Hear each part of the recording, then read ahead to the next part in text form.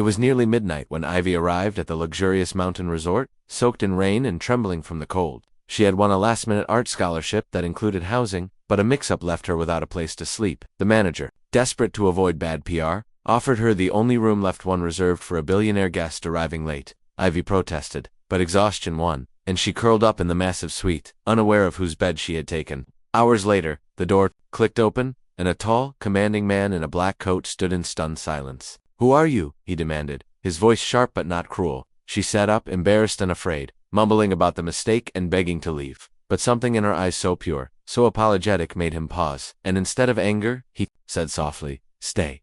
You look like you haven't rested in days."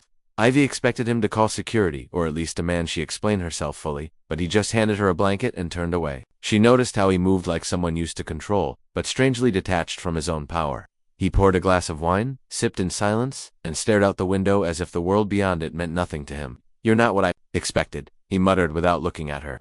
"Neither are you," Ivy replied, her voice small but honest. She didn't know he was Dean Voss, tech billionaire, and one of the most private men in the world. Dean didn't ask for details, he only said, "One night, then you're transferred." Ivy nodded and curled up on the couch, while Dean took the bed without further word. But neither of them slept on in the quiet of that night. Something strange happened between them, an unspoken truce born from loneliness. Ivy couldn't stop glancing at the man who could afford the world but seemed to carry it on his shoulders. Dean, meanwhile, was haunted by how she'd looked at him, not with awe, but with unfiltered honesty. He wasn't used to being seen that way, especially not by someone who had nothing to gain. In the early hours, he found her sketchpad on the table, filled with drawings of hands trembling, reaching, protecting. "You're an artist?" he asked quietly, startling her awake. She nodded, embarrassed. "I draw what I feel. I don't really share it." He handed the sketchbook back, with a soft look. "Maybe that's why it's real." In that moment, Ivy realized he wasn't just rich, he was broken in ways she recognized. The next morning, Ivy woke up to the smell of coffee and soft jazz playing in the background. She walked into the kitchen area, barefoot and hesitant, to find Dean cooking eggs with a quiet intensity that felt oddly intimate. "You're still here," he said without turning, his voice neutral but not unkind. "You said one night," she replied, confused by his calmness. He set a plate in front of her and added, "You still look tired." She hesitated before sitting, unsure if this was kindness or guilt. "I'm not used to people being nice." "Without wanting something," she whispered. Dean paused, then looked at her really, "Neither am I." And just like that, a fragile bridge formed between two people who didn't trust easily, but found something strangely safe in each other's presence. Later that day, Ivy went to the front desk to ask about her new room, but the receptionist awkwardly informed her that Mr. Voss had already extended her stay. "What?" Ivy asked, stunned and uneasy. Dean, who appeared moments later, simply said, "It's better if you stay. That other room is full of mold." She didn't believe him, but something in his tone told her not to argue. That night, they shared the space again, a soft tension, lingering between them, too familiar to ignore, too new to define.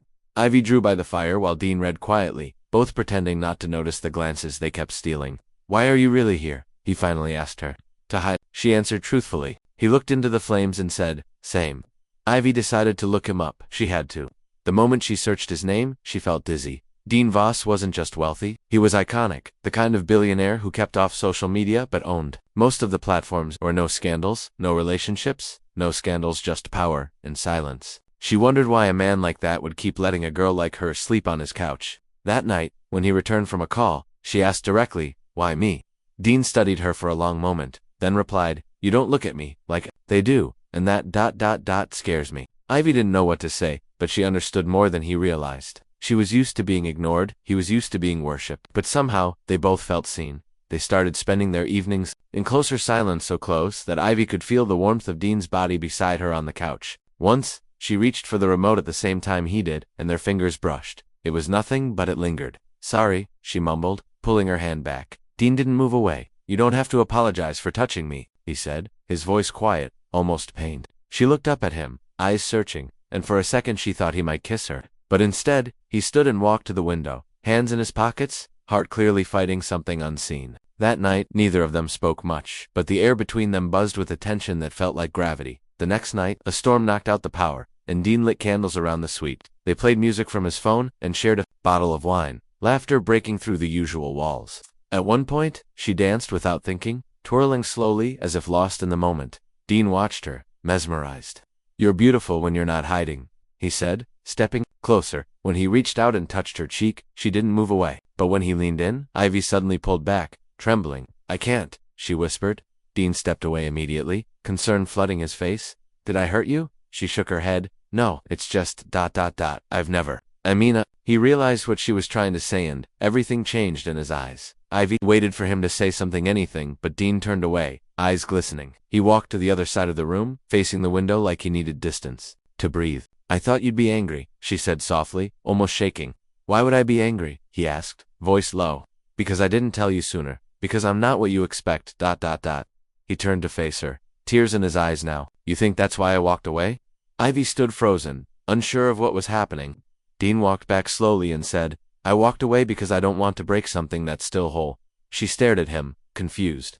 And then he said it, "You're the first woman I've cared about in years, and I'd rather cry alone than ever hurt you." That night, Ivy found him on the balcony, shoulders shaking quietly under the rain. She had never seen a man cry before, at least not like this. Not someone with so much power, and yet so much pain. She walked up and wrapped a blanket around him, unsure what else to offer. "You think you're going to hurt me? But I've been broken long before you," she whispered. Dean looked at her, eyes raw, and whispered back, "I never cry. I forgot how. But you brought it out of me." They didn't kiss. They didn't touch. They just stood there, side by side, with the storm around them and something soft blooming between their broken pieces. And in that silence, something sacred began. After that stormy night on the balcony, everything between them changed, but not in the way Ivy expected. Dean became gentler, quieter, more attentive, without crossing any boundaries she hadn't invited. He didn't try to touch her, or even sit too close unless she asked. Instead, he listened more, and asked questions that made her feel known instead of examined. Ivy, in turn, found herself wanting to be around him just to hear his voice or feel the way he made silence comfortable. They didn't name whatever was growing between them, but it had its own rhythm, like a dance only they could hear. Dean started bringing her small things, new sketch pencils, warm tea, a book he thought she'd like. Ivy didn't say much, but every time, she blushed. And he noticed every time. Eventually, Ivy had to return to her scholarship classes in the nearby town, but Dean made sure her commute was safe and quiet. He offered her a driver, and when she refused, he had a car dropped off in her name anyway, second-hand, modest, but reliable. "You didn't have to," she told him when she found out. "I know," he replied, "but I wanted to." The resort suite remained hers, even when she stayed away for days. And when she came back on weekends, she found the bed freshly made, candles waiting, and her favorite tea already steeping. It was like Dean didn't just make space for her, he made a home, gently and without pressure. But even as their closeness deepened, neither dared speak of love. One night, Dean received a call that made his face go pale, his jaw tighten, and his hands shake. Ivy watched silently as he ended the call and poured himself a drink without saying a word. "Who was it?" she asked gently. "My father," he replied after a long pause. "He wants something. He always does." Dean had never spoken of his family, but now the bitterness in his voice was sharp. "He's the reason I trust no one. He taught me that everything has a price, even love." Ivy didn't push, but later that night, she left her sketchbook open on the counter, a page filled with a drawing of a man standing alone in a burning room, holding a flower that refused to wilt. Dean found it, and he sat with it for hours. When the press caught wind of Ivy staying at the Voss-owned resort, stories began to swirl. Mystery woman linked to Dean Voss, reclusive billionaire finally seen with someone. Ivy panicked, unsure how to face the world's glare when she had spent her life hiding in the shadows. But Dean wasn't shaken. He released a statement through his legal team, not denying the rumors, but protecting her privacy. "You don't owe them anything," he told her as she wept in the kitchen, shaking with fear. "You're not a secret, Ivy, you're just ... mine."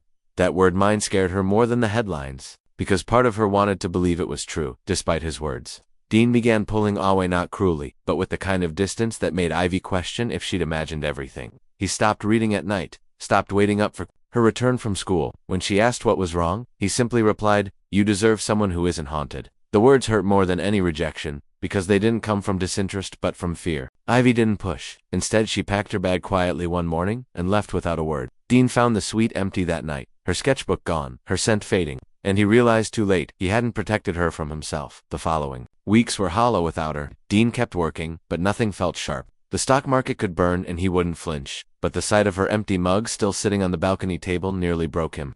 Ivy tried to focus on her art, but nothing looked right. She missed the way Dean's voice sounded when he was tired, the way he brought her things without asking, the way he respected her silence. Then one afternoon, she walked into her rented studio to find a delivery, a single canvas from Dean, wrapped in velvet on the back, in his handwriting, "I miss you, but I'll wait if I have to." She sat down and cried for the first time in days. They met again by chance at an art gallery in the city, where Ivy's work was being exhibited anonymously. Dean didn't know she'd be there, but when he turned a corner and saw her across the room, their eyes locked like gravity. He approached slowly, unsure if he should speak. "You came," she said, her voice soft but steady. "I didn't know it was yours," he replied honestly, "but I should have guessed." They didn't hug, they didn't cry. They just stood side by side, watching one of her paintings in silence. Finally, he whispered, "I still mean it. I'll wait." Ivy looked at him, searching his face, and replied, "Don't wait. Just walk beside me." And he did. Their second beginning was softer, no declarations, no assumptions. Ivy stayed at her studio most nights, but visited Dean when she wanted. Never when she felt obligated. He never pushed, he just made space. They ate dinner on the floor sometimes, watched old films, or simply read in silence. And slowly Ivy began to feel safe, again safe enough to smile without fear, to laugh with ease, to sleep beside him, and not wake up panicked. One night, as he brushed her hair from her face and whispered goodnight, she grabbed his hand. "I'm not afraid of you anymore," she said, her voice barely audible. Dean kissed her forehead and replied, "I'm still afraid of me." There was one room in Dean's home he never opened, the one she was told not to enter. But one night she found the door ajar. Inside was a piano, covered in dust, beside a photo of a woman who looked like a younger version of Dean. He found her there, standing still, hands shaking. "That's my sister," he said, voice hollow. "She died 5 years ago, and I've blamed myself every day since." Ivy turned to him, eyes full of something deeper than pity. "You don't have to carry it alone anymore," she whispered. And in that moment, the wall around Dean's heart cracked wider than ever before. They didn't make love that night, but they held each other with a closeness that felt more intimate than any touch. Dean rested his head on her chest, listening to her heartbeat like it might save him. Ivy traced circles on his back, saying nothing, but meaning everything. In the quiet, she whispered, "One day, when we're both ready, I want it to be with you." Dean didn't reply. He just tightened his arms around her, breathing her in like she was the only truth he'd ever known. Because this wasn't a fantasy. It was flawed and messy and real, and that made it beautiful. Dean invited Ivy to his corporate gala, an elegant, high society event, filled with sharp suits, fake smiles, and glittering intentions. She hesitated at first, afraid of being seen as the nobody beside a billionaire, but he reassured her, "They don't get to define you." She wore a simple black dress, no jewelry, but the confidence she had earned in his eyes. At the gala, people stared, whispered, speculated, but Dean never left her side, holding her hand like it was the most natural thing in the world. One executive asked her what she did, and Ivy calmly replied, "I create beauty out of silence." Dean smiled at that, proud. That night, for the first time, Ivy didn't feel like an outsider in his world because she was no longer hiding. After the gala, they returned to Dean's penthouse, the air heavy with tension, not fear, but something deeper. Ivy leaned against the balcony railing, the city glowing below, and whispered, "Tonight, I almost wanted you to kiss me." Dean walked over slowly and gently tucked her hair behind her ear. "Almost is okay," he said. "I'll take almost, if it means you're not scared." She looked up at him, grateful. "I'm not scared of you anymore," she admitted. "I'm scared of what it will mean to give everything to someone."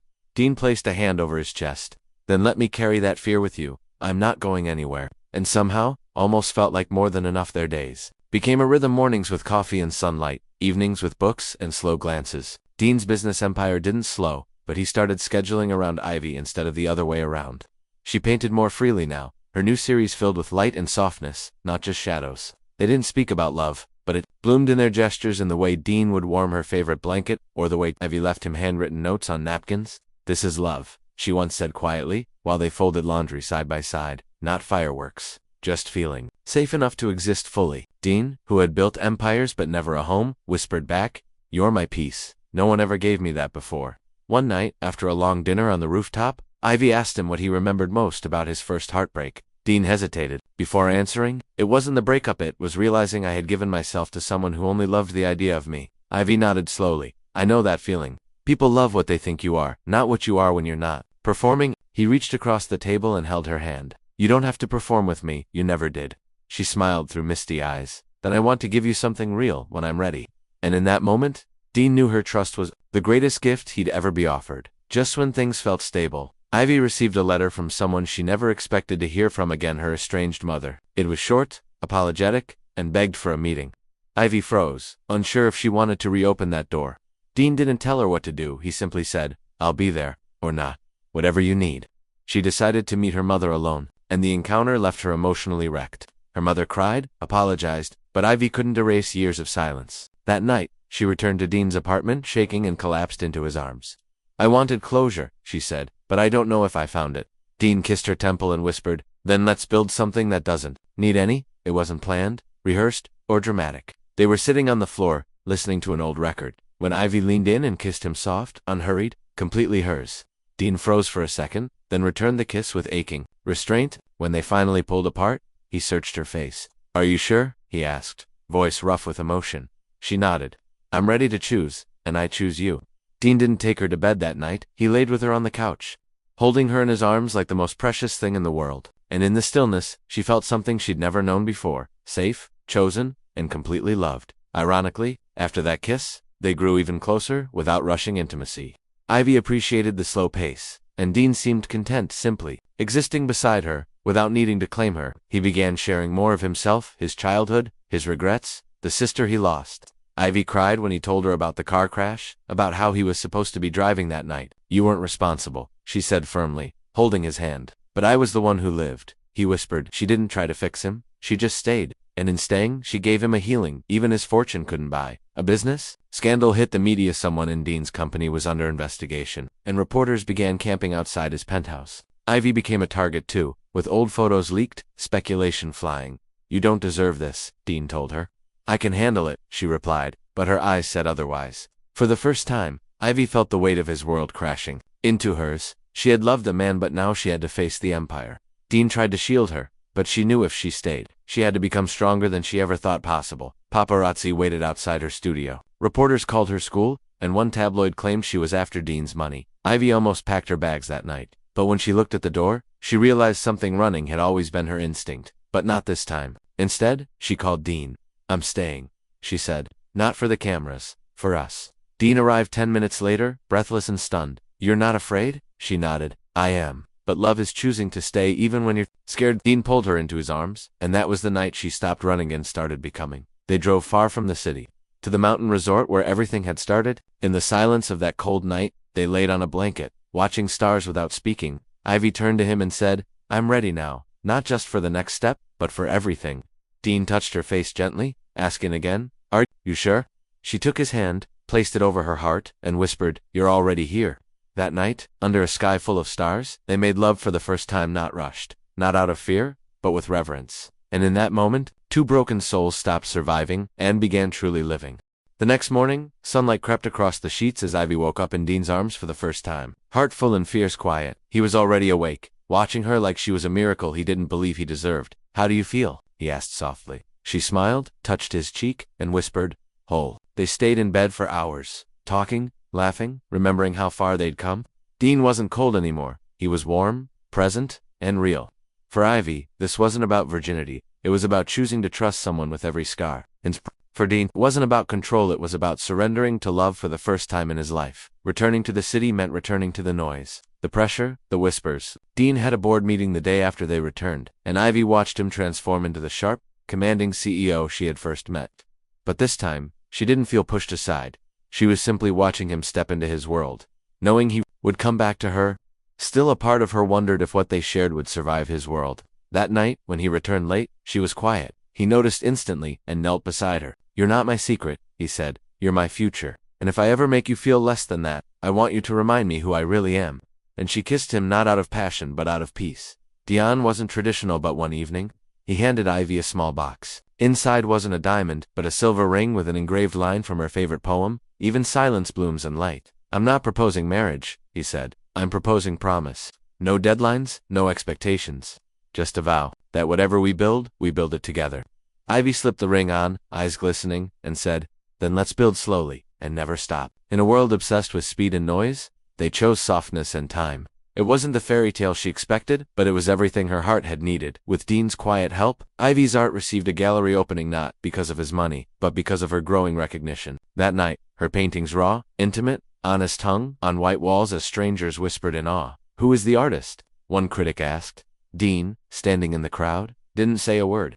He just watched Ivy glow in her element, proud and invisible. When she finally found him, he said, You didn't need my name to shine, she replied, but I needed your belief to get here. They didn't celebrate with champagne or flashbulbs. They went home, ordered noodles, and danced barefoot in the kitchen. Months later, after a quiet weekend getaway, Dean found Ivy asleep under a tree, sketchbook on her chest. In that moment, he knew he didn't want just promises, he wanted forever. He didn't get down on one knee. He just lay beside her, waking her with a kiss and saying, "What if we stopped calling this slow and started calling it home?" Ivy blinked, then smiled through happy tears. "Then let's make it ours, messy, imperfect, and completely real." There was no diamond, no audience, just a moment between two souls that had survived hell and chosen heaven in each other. Dean's father tried one last time to re-enter his life, this time using Ivy as leverage. A leaked article twisted her past, hinting at things she had buried. Dean confronted his father with rage he hadn't unleashed in years. "You lost me the moment you made love conditional," he said. "You don't get to use her to win me back." After that confrontation, Dean returned to Ivy, his hands still trembling. "I never wanted to bring my ghosts into your light," he said. Ivy took his face in her hands. "But they don't scare me, because I've had ghosts to end. I didn't fight them alone anymore." Healing wasn't linear, it came in waves. Ivy still woke from bad dreams sometimes. Dean still had days when silence clung too tightly. But now, they shared those moments instead of hiding them.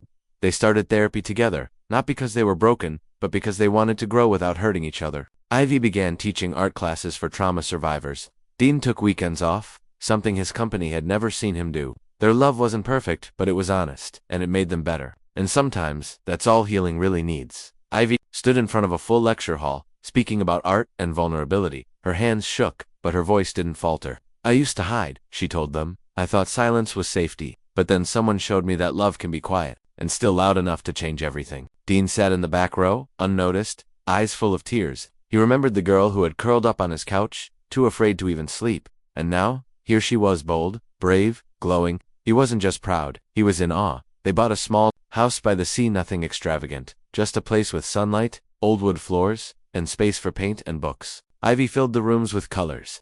Dean filled them with laughter. One evening, they lay on the floor, listening to waves and dreams. "Do you regret waiting?" she asked. Dean turned to her, eyes soft. "Not for a second. Because what we built wasn't rushed, it was routed." And she kissed him like she had that first time. Slow, sure, full of truth. On a rainy morning, years later, Ivy stood in their art-field home, watching their daughter paint beside Dean. The same man who once walked away in tears now sat with a toddler on his lap, giggling as she smeared paint on his shirt. Ivy stepped outside into the drizzle, heart full, remembering that stormy night when everything began. Dean followed, wrapped his arms around her, and whispered, "If I hadn't walked away that night, I might have rushed something sacred." She leaned into him, smiling. "And because you didn't, we became everything." And just like that, the story that began with fear, silence, and restraint became a life full of color, love, and the kind of peace they never thought they'd find.